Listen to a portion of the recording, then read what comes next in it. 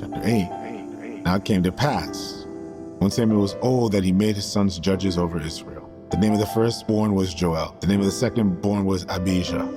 They were judges of Beersheba, but his sons did not walk in his ways. They turned aside after dishonest gain, took bribes, and perverted justice. Then the elders of Israel gathered together and came to Samuel at Ramah and said to him, "Look, you are old, and your sons do not walk in your ways. Now make us a king to judge us like all the nations." But this thing displeased Samuel, and they said, "Give us a king to judge us." So Samuel prayed to the Lord. And the Lord said to Samuel, "Heed the voice of the people and all that they say to you, for they have not rejected you, but they have rejected me, that I should not reign over them, according to all the works which they have done since the day that I brought them up out of Egypt, even to this day, with which they have forsaken me and served other gods, so they are also doing to you. Now therefore, heed their voice. However, you shall solemnly forewarn them and show them the behavior of the king who will reign over them." So Samuel took all the words of the Lord to the people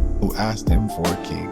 And he said, "This will be the behavior of the king who will reign over you. He will take your sons and appoint them over for his own chariots and to be his horsemen, and some will run before his chariots. He will appoint captains over thousands and captains over his 50s. He will set them to plow the ground and reap his harvest, and some of them will make weapons of war and equipment for chariots. He will take your daughters to be perfumers, cooks, and bakers. He will take the beasts of your fields, your vineyards, and your olive groves, and give them to your servants. He will take a tenth of your grain and your vintage and give it to his officers and servants. And he will take your male servants, your female servants, your finest young men and your donkeys, and put them to work. He will take a tenth of your sheep, and you will be his servants." Verse 18, "And you will cry out in that day, because your king whom you have chosen for yourselves, and the Lord will not hear you in that day." Nevertheless, the people refused to obey the voice of Samuel, and they said, "No, but we will have a king over us, that we also might be like all the nations, that our king may judge us and go out before us and fight our battles." So Samuel heard all the words of the people, and he repeated them in the hearing of the Lord. So the Lord said to Samuel, "Heed their voice and make them a king." And Samuel said to the men of Israel, "Every man go